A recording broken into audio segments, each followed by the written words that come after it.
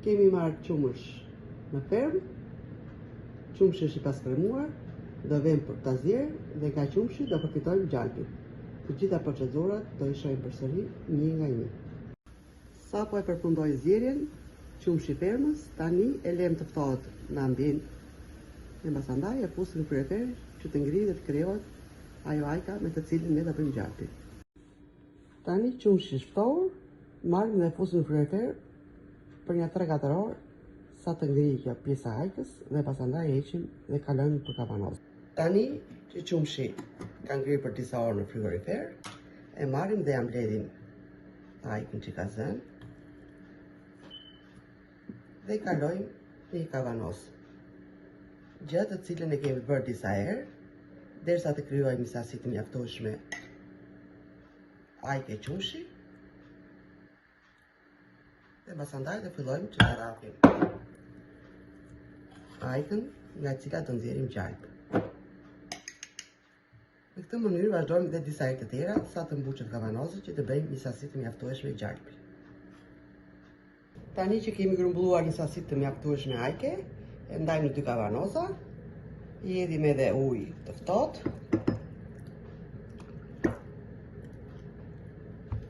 i vëmë kapakët,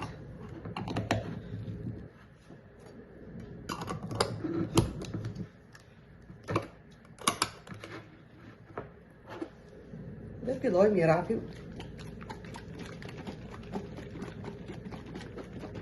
për një kohë rreth 20 minuta derisa na krijohet sasia e gjalpit.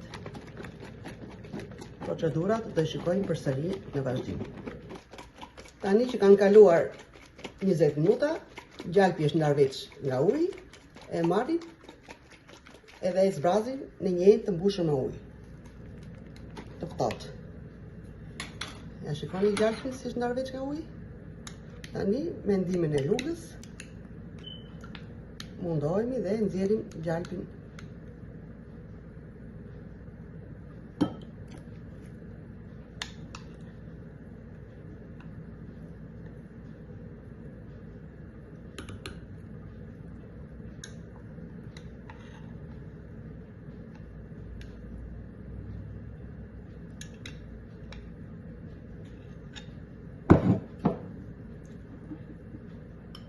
Tani duke e mbledhur edhe duke i hedhur të ftohtë,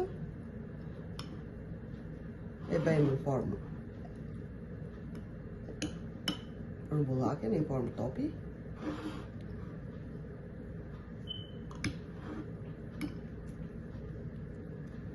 Mundohemi e mbledhim në këtë formë edhe shplajmë të ftohtë. E kemi rrafur edhe pjesën tjetër të gjalpit që kishim në vazua tjetër, e kemi mbledhur edhe këta njësoj si e para, e kollojmë dhe i vendosim të dyja në pjatë. Kjo ishte mënyra e bërit të gjalpit siç e kam bërë në natona më përpara, por neve gjalpin mund ta rrapim dhe në rrapsen e dhallit, mund ta rrapim në mikser, lloj formash dhe mënyrash. Unë mendova të sjell mënyrën origjinale të nënave tona. Tani kjo mund të shërbehet kështu e freskët, duke e ngrënë bukë me gjalp me reçel, duke skuqur në një vezë, duke bërë në një mbërësirë, në një byrek, ose mundet ta tresim në tigan, ta shkrim dhe ta vendosim në kavanozat për një ruajtje më të gjatë dhe të freskët në frigorifer. Kjo ishte mënyra jonë e të bërit të gjalpit. Shpresoj që të ngeleni të kënaqur.